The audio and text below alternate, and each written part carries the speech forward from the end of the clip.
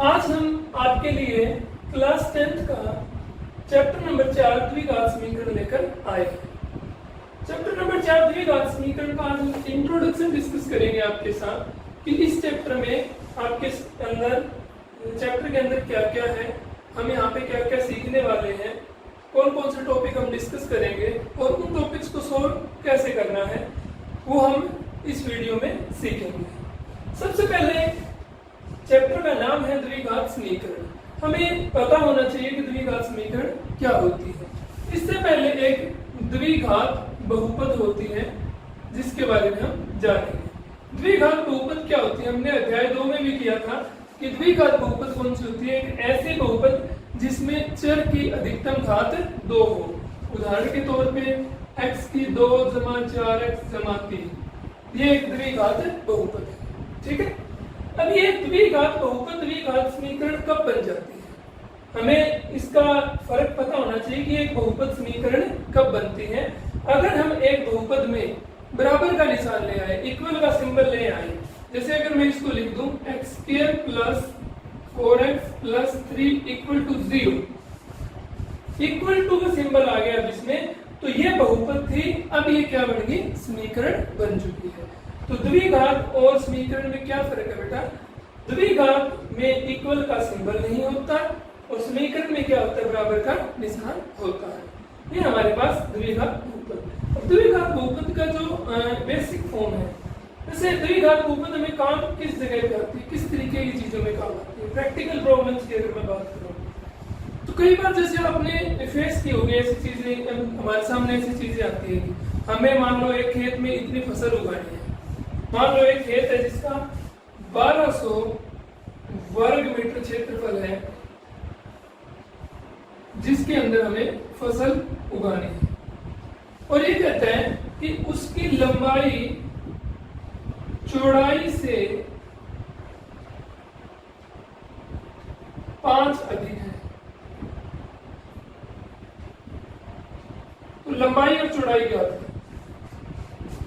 इस तरीके की प्रॉब्लम हमें कई बार सामने आती है कि एक खेत है जिसमें हमें फसल उगानी है, उसका क्षेत्रफल 1200 वर्ग मीटर है और लंबाई और चौड़ाई से 5 मीटर अधिक है।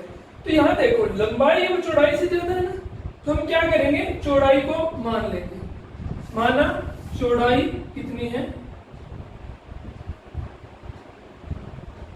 चौड़ाई x, तो लंबाई कितनी हो जाएगी, लंबाई चौड़ाई से 5 अधिक है, चौड़ाई x है, तो लंबाई कितनी होगी, x + 5। ठीक है, अब हमें इसका क्षेत्रफल ज्ञात करना है। तो क्षेत्रफल, क्योंकि ये आयताकार है, आयत का क्षेत्रफल क्या होता है, लंबाई गुणा चौड़ाई, तो लंबाई होगी x + 5 और चौड़ाई होगी x, किसके बराबर है, 1200। x को अंदर गुणा करेंगे तो x की 2 जमा में 5x, 1200 को इधर उठा लो, -1200 बराबर 0। ये हमारे पास द्विघात समीकरण बनेगी।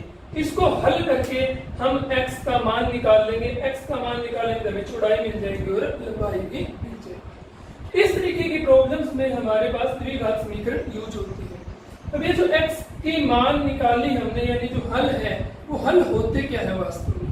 हमने बहुपद में सुना था शून्यक, अगर आपको याद है शून्यक क्या होता है, चर का वो मान जिसके लिए बहुपद का मान 0 हो जाए। यानी इसके अंदर चर की जगह में क्या रखूं कि चर की वैल्यू रखने में इसका मान क्या आ जाए, 0। और समीकरण में यही चीज कहलाएगी मूल। क्या कहलाएगी, मूल। वहां जो शून्य है यहाँ पे वो मूल है। यहाँ पे क्या कंडीशन होगी, चर का वह मान जिससे LHS लेफ्ट हैंड साइड और RHS दोनों क्या हो जाए, इक्वल हो जाए। चर का वह मान जिससे लेफ्ट हैंड साइड और राइट हैंड साइड क्या हो जाए, इक्वल। तो वो जो चर का मान होगा वो क्या कहलाएगा, मूल। चीज वही है, जैसे इक्वल टू ये भी 0 बनेगा, तो जो शून्य होंगे वही मूल होते हैं। जो बहुपद के शून्य होते हैं वो समीकरण के मूल होंगे। तो इन मूलों को ज्ञात करने की विधियां कौन सी हैं, वो हम इस चैप्टर में डिस्कशन करने वाले हैं।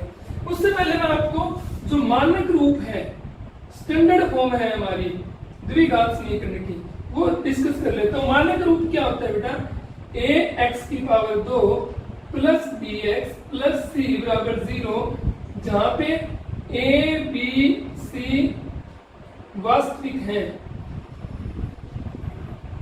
क्या है, वास्तविक, तथा ए नॉट इक्वल टू 0, ए कभी भी 0 नहीं होगा। अगर देखो ए 0 हो गया तो एक्स स्क्वायर ही खत्म हो जाएगा, एक्स स्क्वायर खत्म हो गया तो द्विघात का काम ही खत्म हो गया, क्योंकि द्विघात की कंडीशन क्या है, वह चर या वह समीकरण जिसमें चर की अधिकतम घात क्या हो, 2 हो। इसका मतलब यहाँ पे ए कभी भी 0 नहीं होगा। द्विघात समीकरण को हल करने की विधियां कौन सी हमारे पास, यानी उनके मूल कैसे निकाल सकते हैं, किस तरीके से उनको हल करेंगे, उसको हल करने के लिए हमारे पास जो पहली विधि है वो गुणनखंड विधि, यानी जो बीच में नंबर होता है उसके स्प्लिट कर दो, उसको अलग अलग पार्ट बना दो, 2 पार्ट में डिवाइड कर दो। गुणनखंड विधि हमने सेकंड चैप्टर में भी लगाई थी, 9th में भी की है, 8th में भी की है। एग्जांपल एक ले लेता हूं, जैसे x² - 4x + 3 है, तो इसके हम गुणनखंड बना लें, गुणनखंड इक्वल टू 0 है क्योंकि समीकरण है ये। तो गुणनखंड बनाने के लिए क्या करेंगे, यहाँ जो नंबर होगा और यहाँ जो नंबर होगा x² के साथ और अकेले बिना x के, इन दोनों की तो मल्टीप्लाई कितनी है, 3, और बीच वाला नंबर अलग से, यानी इन दोनों की मल्टीप्लाई के ऐसे 2 फैक्टर बनाने हैं कि उन दोनों फैक्टर की गुणा करें तो ये बने, और इधर यहाँ सिंबल ये प्लस है ना, और उन दोनों फैक्टर को जोड़े तो 4 बन जाएंगे, ठीक है। अब जैसे 3 के ऐसे 2 फैक्टर बनाओ जिनको ऐड करें तो 4, 3 एकम 3, 3 और 1 4 होता है, तो ये जो 4 है 3 और 1 में टूट जाएगा, तो यहाँ पे x² - 3x - x।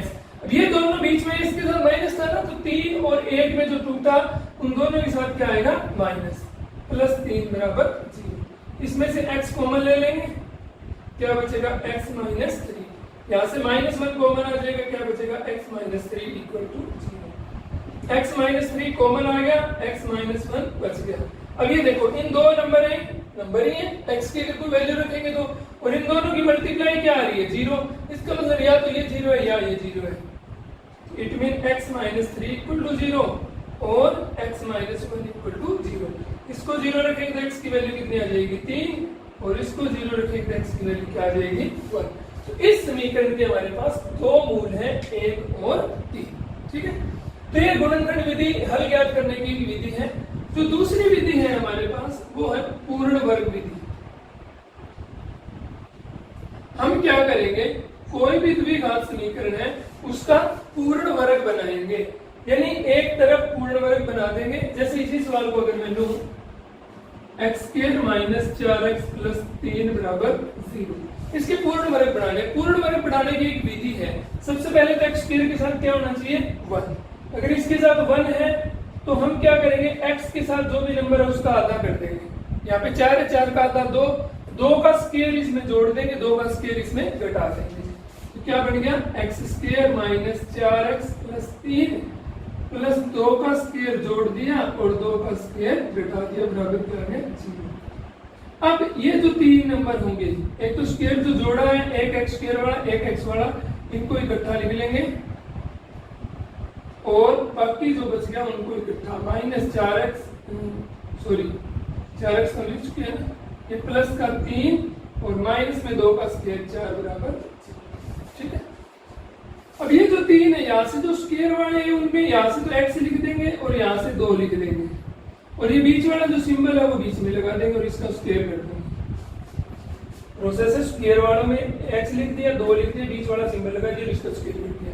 इसका स्क्वायर करेंगे ये बनेगा a - b का स्क्वायर, a² + b² - 2। ये +3 - 4 क्या हो गया, -1 = 0। कल को उधर ले जाओ, x - 2 का स्क्वायर = 1 हो गया, x - 2 स्क्वायर बनाने के लिए वर्ग करेंगे तो ये आ जाएगा +-1। 2 को उधर ले जाओ, +-1 + 2 हो गया, तो एक बार प्लस का सिंबल है, एक बार माइनस का सिंबल, +1 + 2 ले लें, और दूसरी बार x = -1 + 2 ले लें।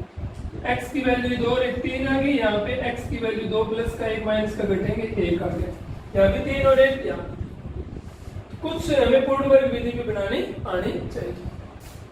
द्विघात समीकरण को हल करने की जो तीसरी विधि हमारे पास वो द्विघाती सूत्र है, जो पूर्ण वर्ग विधि से बन के आता है, वो हम बाद में जब भी करेंगे तब मैं आपको सिखाऊंगा कि कैसे बनता है। एक्चुअली द्विघाती सूत्र क्या होता है कि अगर हमारे पास कोई समीकरण ax² + bx + c = 0 है, तो हम ए बी सी का मान निकाल सकते हैं कि एक्स स्क्वायर के साथ जो नंबर है ए हो गया, एक्स के साथ जो नंबर बी है और बिना एक्स के जो नंबर है वो सी हो गया। इसके बाद जो द्विघाती सूत्र है उसमें एक्स की वैल्यू निकालने के लिए फॉर्मूला होता है माइनस बी प्लस माइनस वर्गमूल b square minus 4ac by 2a। यहाँ पे a की जगह a की वैल्यू रख दो, b की जगह b की रख दो, c की जगह c की रख दो, हल करके x के मान आ जाएंगे। फिर हमारे पास द्विघाती सूत्र है। द्विघाती सूत्र में हमने जो ये यूज किया b स्क्वायर माइनस 4ac, इसको हम बोलते हैं विविध कर। क्या बोलते हैं? विविध कर। इंग्लिश में इसको बोलते हैं डिस्क्रिमिनेट, डिस्क्रिमिनेट। और इसको हम शॉर्ट में लिखेंगे डी, डिस्क्रिमिनेट से डी लिखेंगे। डी हमारा क्या है? B square minus 4ac। और इसी डी की सहायता से हम मूलों की प्रवृत्ति ज्ञात करेंगे। मूल हमारे जो आएंगे वो मूल वास्तविक आएंगे या वो मूल काल्पनिक आएंगे या वो मूल बराबर आएंगे, वो हम इसी पे डिस्कस करेंगे। अगर जैसे डी ग्रेटर देन 0 होगा, डी क्या होगा? ग्रेटर देन 0, तो मूल हमारे वास्तविक व भिन्न होंगे। क्या होंगे? वास्तविक व भिन्न। और अगर d इक्वल टू 0 आ गया तो मूल वास्तविक व समान होंगे, दोनों के दोनों मूल बराबर होंगे। और अगर d लेस देन 0 आ गया तो मूल हमारे काल्पनिक होंगे। लेस देन 0 मतलब घटाका आ गया। देखो घटाका आ गया, वर्गमूल में घटाका कोई भी नंबर आ गया माइनस का, तो अंडर रूट तो पॉसिबल ही नहीं है माइनस के नंबर के लिए, तो इसका मतलब मूल हमारे क्या चले जाएंगे? नेगेटिव में मूल हमारे काल्पनिक हो जाएंगे। तो इस पूरे चैप्टर में हमें इन 3 विधियों को और मूलों की प्रवृत्ति को ज्ञात करेंगे। इसके साथ इसकी जो एप्लीकेशन प्रॉब्लम्स है, जैसे मैंने आपको अभी बताया था, उस तरीके कई सारी प्रॉब्लम्स है उनको डिस्कशन करेंगे। वो प्रवृत्ति जो एप्लीकेशन प्रॉब्लम्स है उनको सॉल्व करना बहुत ही आसान काम है। सिर्फ स्टेटमेंट को ध्यान से पढ़ना है और उससे हमारे पास समीकरण जनरेट करनी है। समीकरण क्या बनेगी? समीकरण बनने के बाद हम कोई भी सूत्र लगा देंगे, गुणनखंड, पूर्णवर्ग या द्विघाती सूत्र। ठीक है, तो इंट्रोडक्शन आपका कंप्लीट हुआ। नेक्स्ट वीडियो में हम चैप्टर 4 की एक्सरसाइज को सोल्व करना शुरू करेंगे। Thank you.